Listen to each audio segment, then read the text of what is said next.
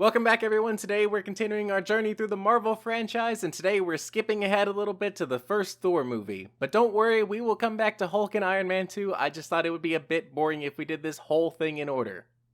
As it stands when making this video, Thor is the only character to have 4 movies all to himself. It is a bit weird to think about considering they're the same amount of Thor movies as Avengers movies, and he's in all 4 of the Avengers movies as well. But I do think that's fitting because Thor is probably the 3rd most important Avenger. Iron Man and Captain America being number 1 and 2 respectively, at least as far as the cinematic universe is concerned. Come to think of it, with Chris Evans and Robert Downey Jr. stepping away from the MCU as of late, Thor might be on track to have the most appearances in the MCU to date. That is, if Chris Hemsworth continues to return as the God of Thunder. Anyway, since we are hot on the heels of our Iron Man rewatch, it's time to find out if Thor's first outing holds up as strong as Chris Hemsworth's abs in this movie. Let's get into it. So going in for this rewatch was a little daunting for me. When I went to rewatch Iron Man, I felt like I knew that film front to back and had an idea of what I wanted to talk about already before making the video. But for Thor, it's probably been almost 10 years since I had watched it leading up to Thor the Dark Thor, and had no idea what to expect from this film after so long. I can say I was pleasantly surprised with how much I think this film holds up, even if there are a few things that are a bit odd, which we will get into. So let's start at the beginning. As mentioned last video, this movie starts in the middle and circles back. Morty, none of this is real. We're in a previously on spiral. Clear your head. After all that's happened? Last week it was Tony being captured by terrorists, and this time around it's Thor being exiled and hit by a car. Twice. I do not think this example of in Midas Res works quite as well as it did in Iron Man, simply because it does not give us anything important character-wise before cutting to the before times. Clinging to the lie of the before 4 times. It literally only shows Thor landing on Earth with no context as to why he is there. It doesn't draw you in as an audience in the same way as the convoy being attacked in Iron Man does, and I do not think the movie would be any worse if you removed the opening scene entirely and just started with Odin's narration instead. I'm probably not the first person to think this, considering that is exactly what they do in Thor the Dark World. I do, however, always appreciate a "you better come take a look at this" cliche. I think you want to see this. And while we're on the topic, let's talk about Kat Dennings in this movie. I'm not dying for 6 college credits. I felt that line with my entire soul. What is college? Stop going till we figure it out. She has literally nothing to do in this movie besides be some comic relief, and that is 100% fine with me because she is delightful every time she's on screen. I do like that her character is only here for college credit and that they are probably useless college credits anyway because she states she's a political science major and was the only one that applied to be the research assistant, proving that nobody wants to be a research assistant. That's just an unpaid internship. What is college? Stop going till we figure it out. By the end of the movie, however, she seems to be a little bit more invested in the science, all thanks to Chris Hemsworth's beautiful abs. Does he need CPR? Because I totally know CPR. I mean, if that doesn't get you interested in science or his weird fitness app, I don't know what will. Anyway, back to the start of this movie. For the true start of this movie, Kenneth Branagh uses his full Shakespearean knowledge to give us a beautiful, almost Lord of the Rings-inspired opening with this grand battle between the Asgardians and the Frost Giants. Set on Earth in Norway, 965 AD, as it's being told to young Thor and Loki. This is a nice little detail that you could easily miss on your first watch, that this battle does in fact take place on Earth. I'm not from Earth, I'm from Missouri. Yeah, that's on Earth, dipshit. And sets up why Earth already has myths surrounding these characters as seen in the book later on. However, this does not explain why the book includes Thor and Loki as adults, as the battle takes place either before they are born or when they're still infants. Earth having knowledge of adult Thor and Loki implies that they have returned to Earth as adults at some point, which is bolstered by the fact that the Robin Hood of the Warriors 3 says this. This isn't like a journey to Earth, where you summon a little lightning and thunder and the mortals worship you as a god. The start of this movie also gives a great opening shot of Asgard, which, not to sound like a crazy conspiracy theory person, but Asgard is a literal flat Earth. Which, despite my degree in history, I cannot tell you if that is an accurate depiction of Asgard based on Norse mythology or not. Stop going! But I do love the look of Asgard, which I think personally looks fantastic in this movie, even though we mostly only get interior shots until later movies. But the interior shots we do get are amazing, my favorite being the weird living room that the Warriors 3 and Civ hang out in throughout the film. This is such a cozy looking place to me with the big fire pit and the large chairs, a perfect conversation pit for eating large meals and telling tales of battle. I want to briefly touch on Kenneth Branagh as the director and how I do not think he gets enough credit for the masterful job he did in making this movie. Because I think it takes a lot of talent to make this movie work as well as it does, because up to this point we've only been introduced to Iron Man and the Hulk in live action, which are much easier to ground in reality than this insane 9 realms with frost giants, rainbow bridges, magic, and Renaissance fair costumes. Having said that, I think there are 2 sides to Kenneth Branagh. Much like there are 2 wolves inside each of us, inside Kenneth Branagh there are 2 Kenneth Branagh characters. One is the great Hercule Poirot, a masterful, artful genius capable of taking one of Marvel's wackiest heroes and making him into a character we care about both emotionally and are invested in his growth throughout the film. On the other side, however, is Gilderoy Lockhart, who looks charming and competent on the outside, but ultimately is a fool, because man, there's a lot of really awkward dialogue in this film. Just downloaded like 30 songs onto there. Could you please stop with your iPod? Some of it's so cringy it almost feels like a Transformers movie. Somebody messed with the wrong way today. But I do think it is a shame that Kenneth Branagh, like so many other directors for the MCU, has not returned to make any more films. At least in his case, it does not seem like he had a terrible time directing this movie and would actually be open to returning for future films. A kind of Shakespearean tapestry that I relished and wasn't thrown by. That being said, personally, I hope he just continues to adapt Agatha Christie novels because you can really tell he has passion for it.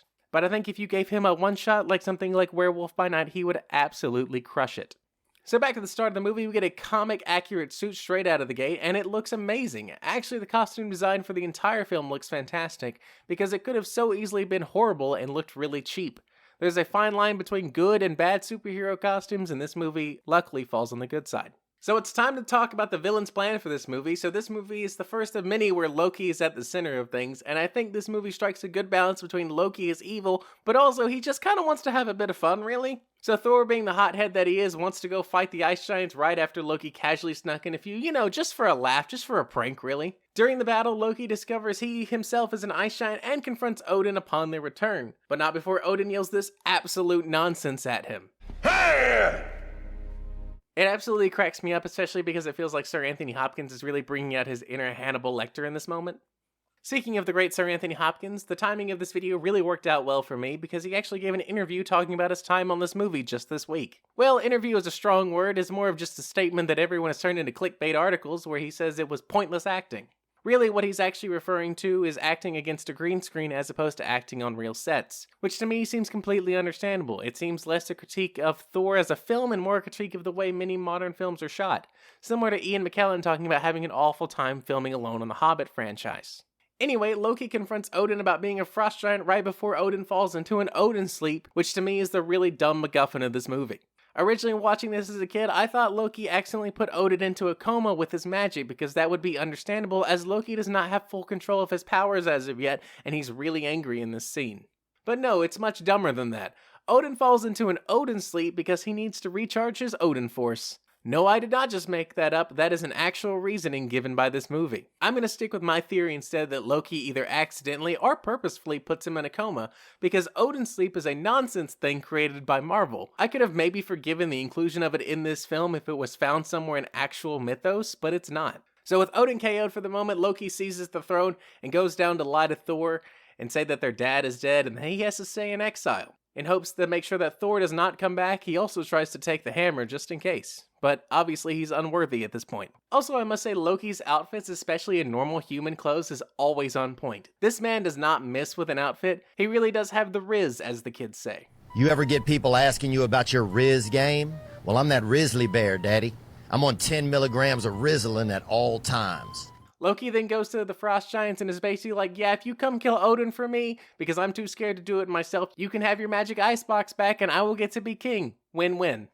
But when Laufey comes to kill Odin, Loki kills him instead, because ultimately Loki just wants to be the favorite son.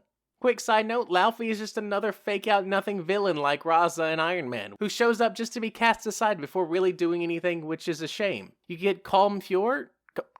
How the fuck do you say his name? You get Colm Feore, who has played so many great characters, and you just shove him under a bunch of blue makeup and do absolutely nothing with him. This is not the last time a Thor movie will take a great actor and put them under a bunch of makeup and absolutely waste them, but we'll get to that. Anyway, so when Loki goes to overload the Rainbow Connection to kill as many ice giants as possible, Thor shows up and stops him, and Loki falls to his first of many, many, many, many deaths in this franchise. Overall, Loki's motivations are all over the place in this film. At times, he seems more than willing to kill anyone to get what he wants, such as sending the ghost armor from Scooby-Doo to kill Thor and the Warriors, and other times he seems to genuinely care for his adopted family. This back and forth is fitting for his character being the god of mischief and all, but it is a little jarring at times and can oftentimes feel like his whole personality changes scene to scene. Loki really is the main focus of this movie, however, more than Thor, because Thor in this movie really only has to learn a simple life lesson to actually care for other people and realize you don't have to commit mass genocide to be a good king. Real first day on the job being king life lesson stuff here. I think this actually leans into my main critique of this movie, which is just how short the in-universe time is for this film.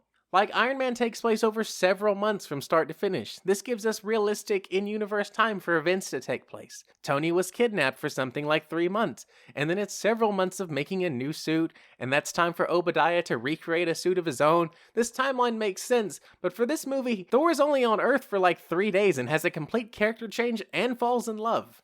Let's break that down real quick. Thor gets banished, he lands on Earth at night, and is hit by a car. Then he's tased, taken to the hospital, freaks out, gets sedated, wakes up the next morning, and leaves only to get hit by the same car again, finds out where his hammer is, and then goes that evening to collect it. Obviously that does not work out, and he gets captured by S.H.I.E.L.D., and then Dr. Selvig goes to convince Coulson to let Thor leave with him, which they do for some reason.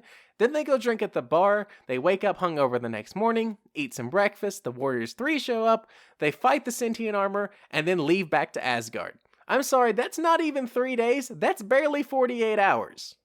It could have been so much better if it was a few weeks. He lands, he realizes he can't get the hammer, Loki comes to tell them that their father's dead, and he decides to stay and help Jane with her research, taking the fake name Donald Blake. This would give time for Thor and Jane to form a real relationship which the audience would care about more when he can't return to Earth at the end of the movie.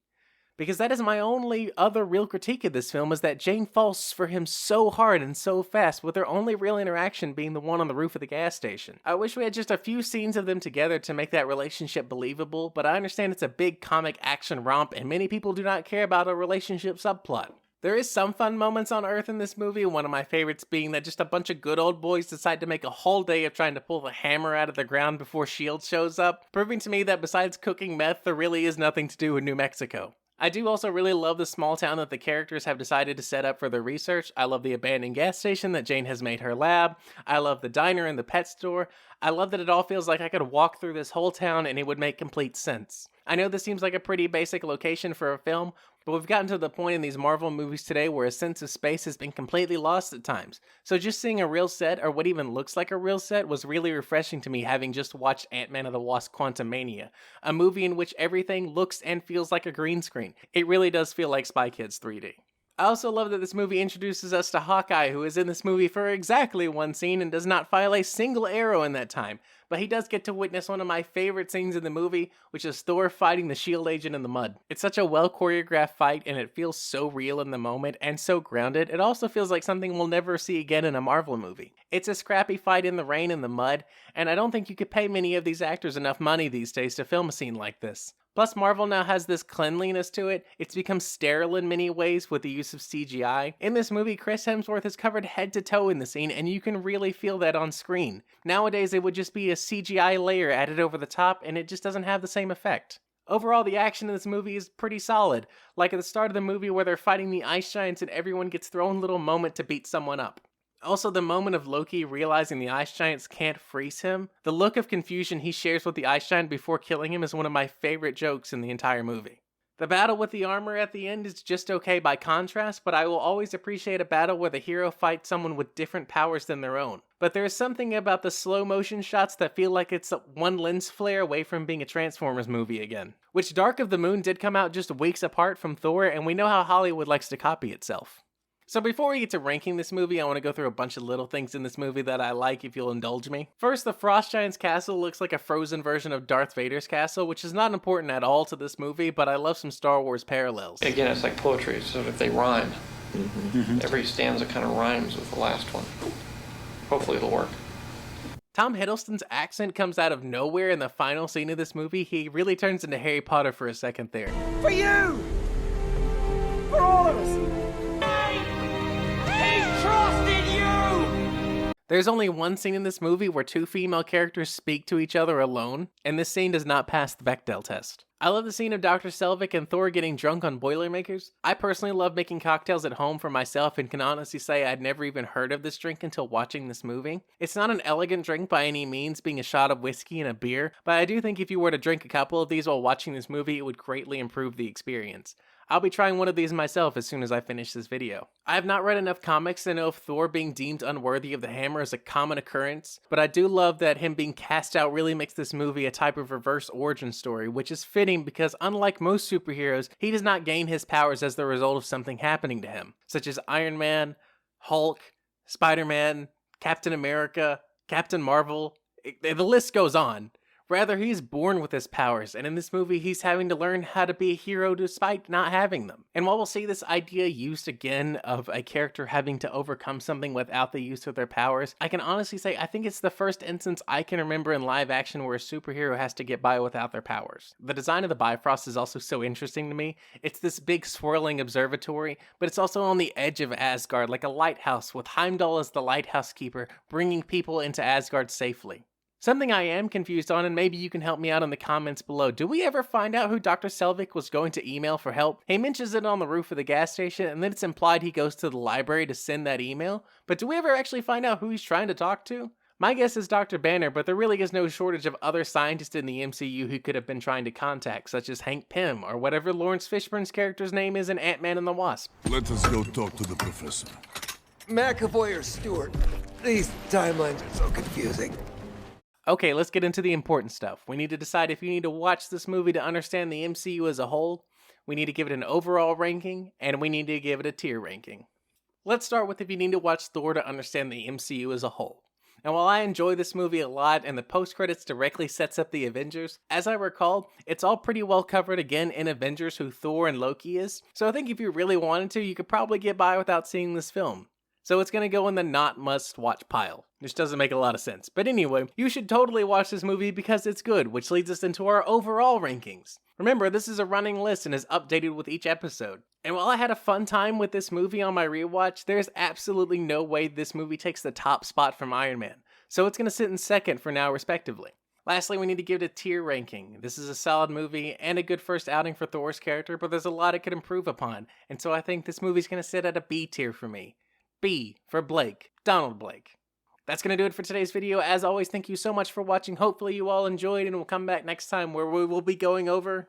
Well, that audio sounds different. Hi, it's Will from the future here, and I'm here to talk to you about the next video. Next time, we're going to be watching a movie about a scientist played by a polarizing actor who, through a series of accidents, acquires strange powers that gives him superhuman strength at the cost of not being able to control himself. And maybe he has like a love interest that he has to save from an evil version of himself, played by a much better actor. That's right, we're watching It's Morbius. It was always Morbius. This bit has gone on way too long. Bye!